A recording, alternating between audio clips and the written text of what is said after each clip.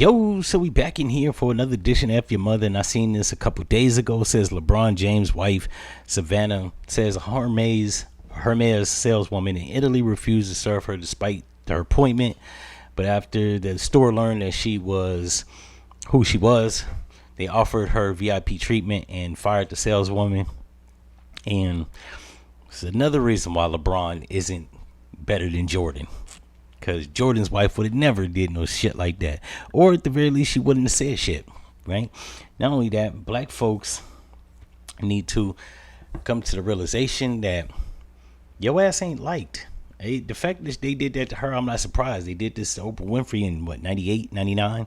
She went to the Hermes store, and they claimed that they were closing, and they wouldn't let Oprah fucking Winfrey in. Now, Oprah wasn't a billionaire at the time, but she was worth like, what? I want to say $400-500 million.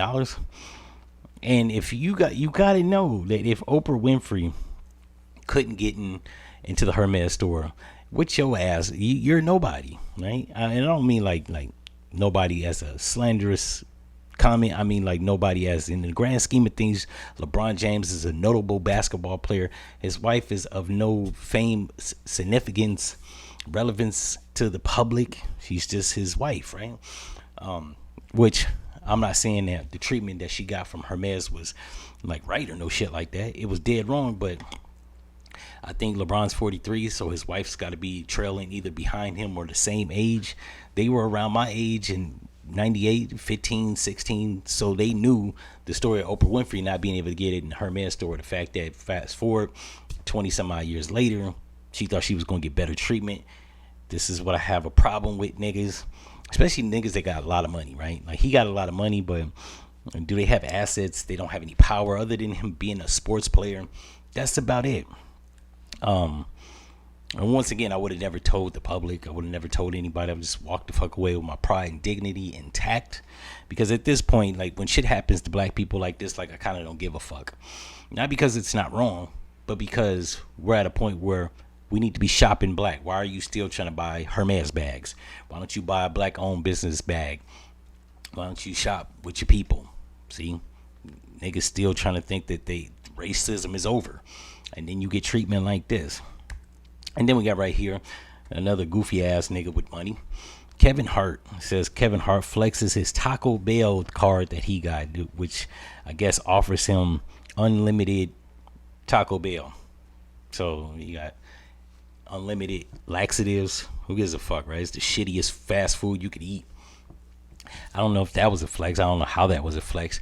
But this reminds me of, like, people get money, and namely Negroes get money to flex in front of other Negroes, right? Who gives a fuck about a Taco Bell card, right? Why are you not opening Kevin's Tacos or Heart Tacos or I Heart Tacos? Like, I don't know. Use that shit.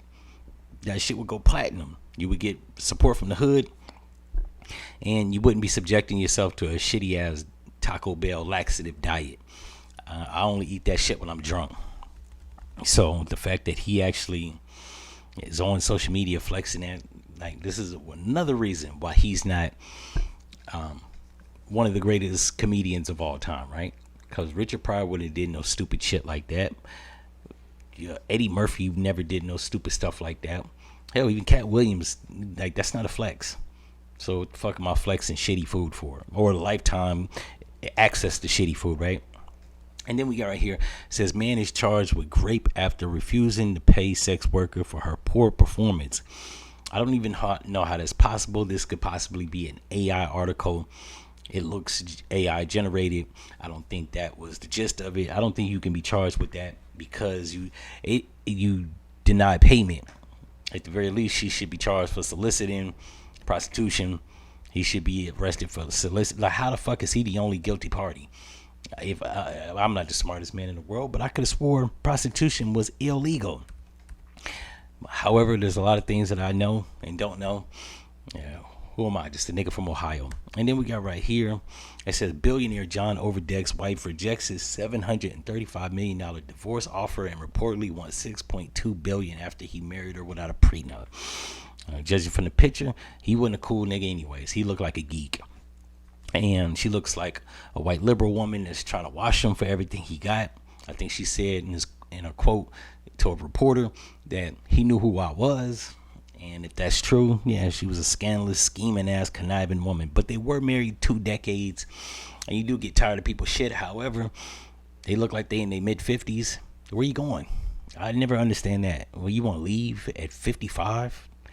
We at the AARP status. The dating pool is a fucking toxic swamp. It makes no sense. But once again, never let logic get in the way of a good scam. And then we got right here, it says 20-year-old man arrested after police found Glock switch in baby crib. He was already on bond for a triple unaliving he was accused with when he was 17 years old. And this actually this actually confirms what I've been saying, that the state and federal government, they do this shit on purpose. They put these motherfucking psychopaths back into the community to terrorize the black people even further. And in the words of Tupac, people think we like living next to the murderer or the killer right next door. We afraid too. We don't want to live around these fucking terrorists. And the fact that he got out of jail on triple unaliving is beyond me. Right? How do you even make bail for that when being accused of that right there is a red flag. And this is why people shouldn't trust the government, because like, why the fuck are you yeah, he was 17, he was a minor, he was a juvenile, but he had been accused of it, not of one body, not 2 bodies, 3 trace bodies. And you caught this nigga at 3 years later with a Glock switch in a baby's crib. Now I don't know why it was in the baby's crib, and I'm hoping there was no baby in the crib. However, this is confirmation that on them 3 bodies, he did that shit. In any event, if y'all like this episode, you know what to do: like, comment, and subscribe. Leave me a comment for shows so I can have some engagement, so that this goes in the algorithm. Because for some unseen reason, I was getting viewerships, and the shit done dropped off the planet. However, the subscriber count still looks steady. So YouTube fucking with my numbers. Clearly, they're shadow banning. Not to mention, I got a strike for some bullshit. I took the video down. It wasn't even offensive. It was a joke. And they mess with my page. So if you can actually leave a comment so it can show that there's engagement, so they can put this in the revolving algorithm, that'd be nice. If not, F-ya-Motha. No one's ready to deal with us.